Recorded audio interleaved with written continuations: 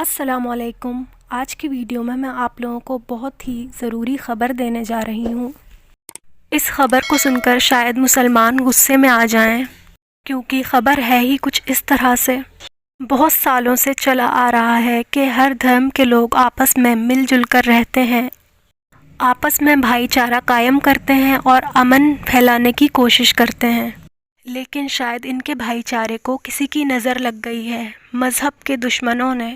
مذہب کے دشمنوں نے ایسا جال بچھایا ہے کہ ہر کوشش کرتے ہیں انہیں لڑوانے کی، اور وہ ہمیشہ کوشش کرتے ہیں امن کو ٹھیس پہنچانے کی، لوگوں کے بھائی چاروں کو ٹھیس پہنچانے کی۔ ایسا ہی واقعہ کچھ دن پہلے پیش آیا ہے۔ اس واقعے کو سن کر شاید آپ لوگ بوکھلا اٹھیں۔ خبر کچھ یہ ہے کہ کرناٹکا کے ایک ضلع اڈوپی کے ایک سرکاری کالج میں حجاب پہن کر آئی ہوئی لڑکیوں کو انٹری نہیں دی گئی، اور ان سے کہا گیا کہ پہلے وہ اپنا حجاب اتار کر آئیں، اس کے بعد کالج میں انٹری ملے گی۔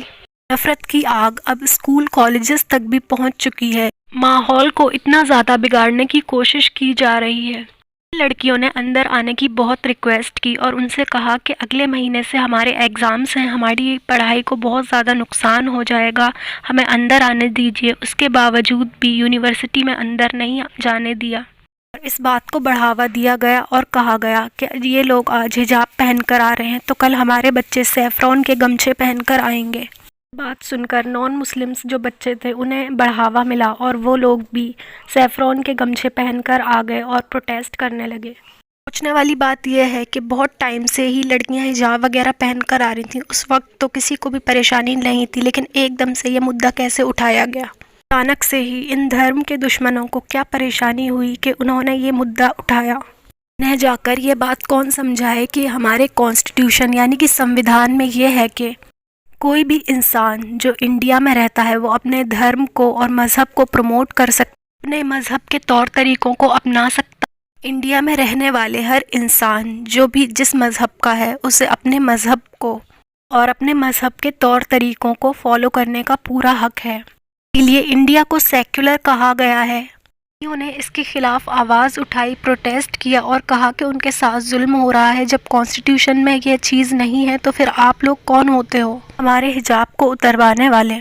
ایک کمیونٹی کو اس طرح سے ٹارگیٹ کرنا جیسے کہ وہ کوئی کرائم کر رہے ہیں۔ ان لڑکیوں نے یہ بھی کہا اگر ایسی کچھ بات تھی تو پہلے سے ہی انہیں نوٹس دینا چاہیے تھا، ایک دم سے ہی انٹری بند کیوں کر دی؟ لڑکیاں اس بات کو لے کر کھڑی رہیں اور انہوں نے اپنا حجاب نہیں اتارا، اور اس کی شکایت ہائی کورٹ میں درج کر دی۔ کالج کی ایک لڑکی نے انٹرویو میں یہ بتایا کہ وہ لوگ انہیں اس طرح سے نوٹس کر رہے تھے کہ اگر وہ کوئی غلطی کریں اور پھر ان کی باتوں کا بڑا مدعا بنا کر پیش کیا جائے۔ ایک ٹیچر نے کہا کہ حجاب پہن کر آپ کو کسی بھی طرح سے انٹری نہیں ملے گی، اور بہت ہی روڈ طرح سے بات کی، کہا کہ اگر حجاب پہننا ہے تو پھر آن لائن کلاسز کریں، آپ کالج نہ آئیں۔ اس پورے معاملے پر ایک بی جے پی کے ایم ایل اے ہیں، ان سے بھی بات چیت چل رہی ہے، اور وہ بولتے ہیں کہ کالج آنا ہے تو حجاب اتار کر آؤ، اور اگر آؤ گے تو کالج کے باہر نکال دیے جاؤ گے۔